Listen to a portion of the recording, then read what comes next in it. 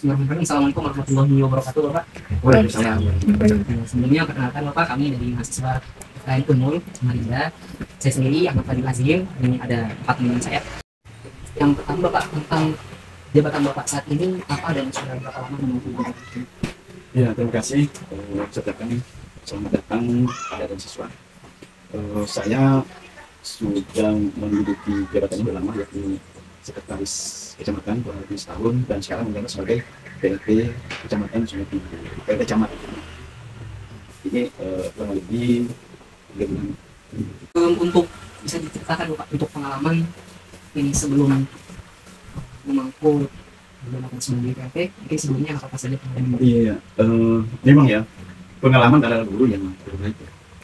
Saya dari awal, kalau di sistem pemerintahan ya, di kewilayahan namanya itu, saya mulai dari kasih di kelurahan, kemudian seklur di kecamatan, di kelurahan Mangkala seberang, kemudian setelah itu diangkat menjadi lurah di kelurahan Suntingan 2, kemudian dipercaya menjadi sekretaris kecamatan tahun 2000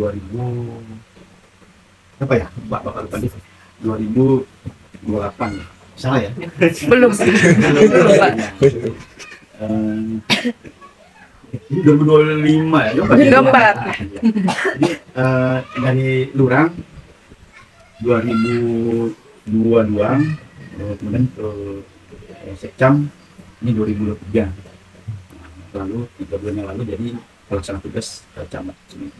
Bapak punya nggak sih tips and trick Bapak selama menjadi pemimpin itu, Pak? Iya, salah satunya adalah kami menerapkan kepemimpinan transformal ya, bahwa kita memacu staf atau bawahan ini untuk mengembangkan dirinya bersama-sama menjalankan pemerintahan itu. Nah, dari pengalaman saya bahwa memimpin dulu wilayah kecil gitu ya dulu sebagai kepala sekolah kan ikutnya kecil tuh, bahkan dalam satu pagar. Kemudian masuk ke kelurahan ya sudah mulai meluas karena satu kelurahan. Nah, dari 2 pengalaman itu dari sanalah kami bisa merangkum mana yang bisa masih diterapkan di kecamatan, mana yang nggak boleh gitu ya. Nah, begitu masuk di kecamatan, kami pun juga nggak canggung karena dari kelurahan udah memimpin di masyarakat. Ada nggak Bapak, bagaimana Bapak itu cara memanajemen konflik yang ada di suatu pemerintahan di kecamatan? Iya, terima kasih. Ya memang di dalam suatu lembaga organisasi itu pasti ada konflik ya. Bahkan itu sengaja biasa diciptakan konflik ya. Ada namanya manajemen konflik gitu. Kadang itu diperlukan. Artinya dari sana kita melihat perbedaannya dan bagaimana karyawan ini atau staf ini mencari solusi dari perbedaan yang ada gitu. Nah, konflik gitu ya. Ada suatu sengaja ciptakan konflik dan bagaimana tanggapan staf di dalam konflik itu. Memang ada yang tidak bisa move on ya, tetap menganggap dirinya benar ya. Ada juga yang memang ya low profile gitu ya. Ada juga yang cepat menyesuaikan. Oh ini berarti hanya kasusnya ini terus jalan keluar. Menurut Bapak, apakah anggota atau staf yang Bapak pimpin punya kepercayaan dari Bapak? Iya, di awal-awal kepemimpinan di suatu kantor, memang itu kita menyaksikan ada yang apatis melihat kita, menurut saya, atau ada juga yang langsung seolah percaya gitu ya. Ya, ada juga yang melihat dulu. Nah, kami pun juga demikian. Kami juga memetakan karyawan, oh ini katanya kurang percaya nih, kan dilihat dari bahasa tubuhnya gitu ya. Ada juga yang langsung respon gitu, percaya benar. Ada juga yang setengah-setengah gitu. Nah, yang setengah-setengah, yang ada yang kadang kelihatan dia percaya banget, kadang juga dia menarik diri gitu ya, seolah pimpinan ini udah hebat gitu. Nah, berjalannya waktu dia mungkin melihat kepemimpinan saya, tapi juga sudah mengatakan oh ini orangnya perlu action sehingga dia percaya. Ada juga ini faktor pendekatan yang sebenarnya face to face, dipanggil ke ruangan untuk saling bertukar pikiran. Juga yang terus tadi yang 50-50 antara percaya dengan tidak. Yang kita kami saling banyak berdialog apa saja yang ingin saya lakukan dan apa harapannya dia. Kami panggil itu gali apa yang diinginkan dan di kepemimpinan yang lalu apa yang bagus menurut dia. Kalau menurut dia kalau tanggapannya bahwa kepemimpinan lama seperti ini mengayomi karyawannya, memenuhi keinginannya, maka itu benar. Tapi manakala ada yang sarannya tidak bisa saya penuhi, misalnya minta gaji atau minta tunjangan tambahan gitu ya, ya kalau itu nggak anggarannya ya memang saya nggak jaga gitu. Dan terkadang juga ya kami anggap karyawannya sebagai teman gitu, yang terutama yang usianya di bawah saya atau sebatangan saya sangat teman. Kalau yang senior walaupun jabatannya rendah ya saya anggap sebagai sesepuh yang tempat kami berdiskusi terkait dengan sifat sifat di rumah sebagai orang yang dituakan di rumahnya, misalnya dari situ saya tanya saya apa dengan anak, saya tanya dia, kalau yang tua ini, kalau saya anak saya suruh hormat gitu, maksudnya segala sesuatunya diatur oleh dia kan. Kalau katanya anaknya nggak patuh ya diberi saksi, kalau dia patuh diberi reward gitu kan. Dari situ tekankan ya memang staff ini perlu ada punishment dan kalau perlu ada reward ya. Rewardnya kalau saya sih ya lebih besar ke reward penghargaan, tidak harus dalam bentuk fisik, sanjungan pun juga bahwa luar biasa kamu bisa melaksanakan tugas yang berat misalnya dengan kata-kata gitu aja, tugas ini kalau saya anggap berat kan kamu bisa selesaikan di luar daripada target yang saya berikan. Ada juga yang kalau di rapat kami sebut namanya baru suruh tepuk tangan teman-temannya, itu sebuah penghargaan. Jadi di akhirnya dia merasa bahwa dia dihargai, dia dipercaya, dan tentunya imbal baliknya dia akan percaya juga seperti saya itu ya. Jadi saya anggap bahwa dia adalah cermin ya. Apa saya lakukan, apa saya inginkan, tentu dia akan memberikan umpan balik sesuai yang saya berikan. Ya. Saya hargai dia, maka dia menghargai saya juga gitu. Saya karena terkadang juga saya coba, saya cuekin dia, ternyata dia cuek gitu nih. Iya. Kalau ada pekerjaan yang tidak saya kontrol, tak biarin aja ya juga demikian. Dia kadang lambat gitu.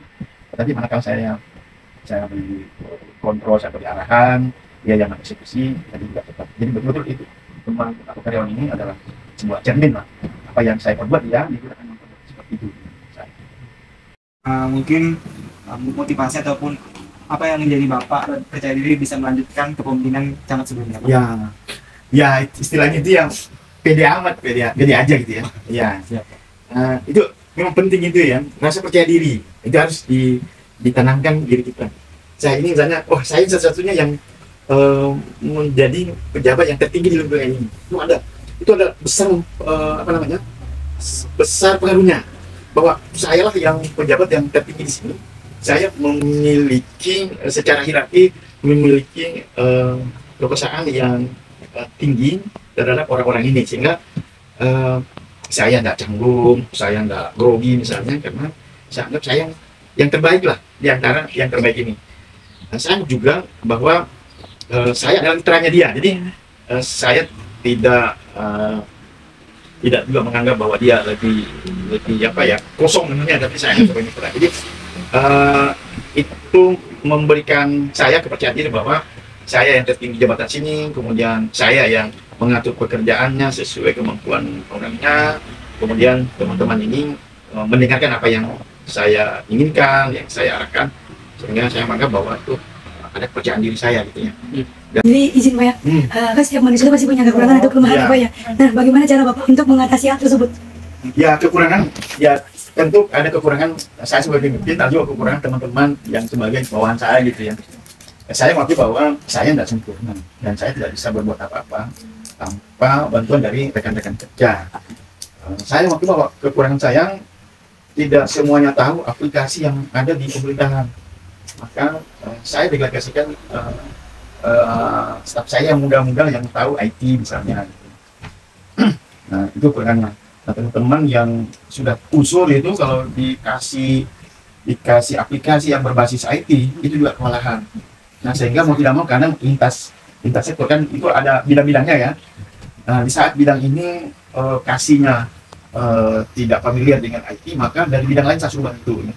Saya berikan arahan bahwa kita ini kerja kolaborasi, bahwa mungkin di bidang kamu unggul tetapi bidang ini keteteran, maka secara kelembagaan kita tidak berhasil karena keluar itu bukan satu bidang saja yang terlihat tetapi keseluruhan ya, kolaborasi. Jadi ya dari sekian banyak staf saya memang ada ada yang bandel gitu ya kalau itu ya. Ada yang istilah orang sini mucil, ada yang mucil. Ya tidak henti-hentinya ya, tidak henti-hentinya mengajak dialog karyawan ini yang saya anggap tidak sesuai aturan pegawai negeri ya, pegawai. Saya ajak, saya tegur. Yang pasti saya nggak tegur di depan orang banyak. Saya panggil kurangan saya, atau di saat dimana saya ketemu, saya lihat berdua aja, saya tanya-tanya dia gitu ya, tanya keluarganya, kayak apa, anaknya atau ibunya di rumah. Kadang juga ya mungkin usianya kurang lebih ya bentar-bentar ya mungkin 5 tahun lebih tua dari Pak Tri ya. Sudah diberi nasihat ya 2 hari ikut nasihat, misalnya jangan terlambat turun kantor, jangan apa, 2 hari oh normal, hari ketiga kamu lagi. Iya kamu lagi ya, itu menguji kesabaran ya. Manusia itu karena juga saya dongkol betul ya. Ini sudah diberitahu masih melakukan.